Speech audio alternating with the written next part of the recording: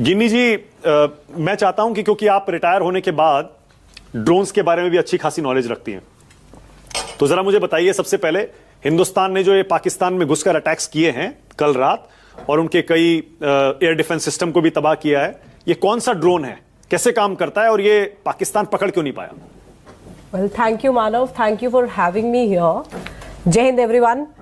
Well, आज energy जो है पूरे देश की अलग है, बिकॉज अब कन्वेंशनल वॉरफेयर से हटकर हम आए हैं टेक्नोलॉजिकल वॉरफेयर पे, जहां वी आर यूजिंग LMs, जिसको बोलते हैं लॉयटर म्यूनिशन। सरल भाषा में it is a suicide drone, kamikaze drone जिसकी बात कर रहे हैं। And I am at different energy level today because I am from the same fraternity and have flown and have been trained in the same systems, because being a pilot also I am a drone operator, so they boys and girls are doing wonderful job and I'm अच्छा, तो air force pilots को ये drone चलाना भी सिखाया जाता है क्या? उनकी ट्रेनिंग में होता है या वो अलग फील्ड है? it is a different field, but yes, the basics of flying is same.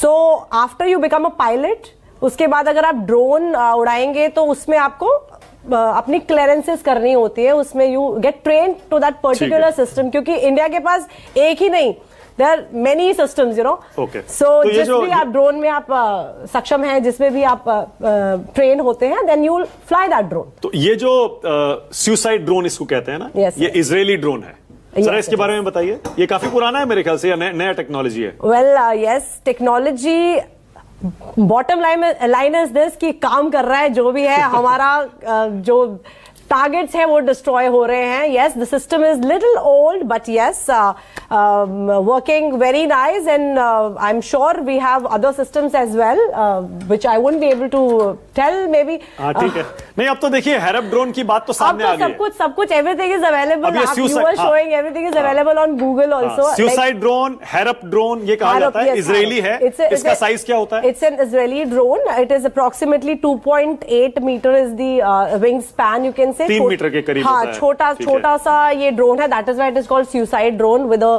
Camera and camera लगा होता है, यू कैन से कैमरा, जिसको हम पेलोड बोलते हैं। तो उसी कैमरा में आर्मामेंट इज देयर, सो आपका जहाज जाएगा और टारगेट को देखेगा और डिस्ट्रॉय करेगा, उसको उसमें जाके घुस जाएगा, फट जाएगा। यस, उसके सुसाइड ड्रोन इसीलिए बोलते हैं। Yes yes, but we should not forget that man in the loop is still required, person who is operating it from ground, from the shelter is still required. यानी हिंदुस्तान में अपने base से ही हम इसको operate करते हैं। So it has different ranges, like हर तरह के रेंजेस होते हैं depending upon your communication with that drone. कितना बारूद ले जा सकता है ये? I am not sure, I don't remember clearly.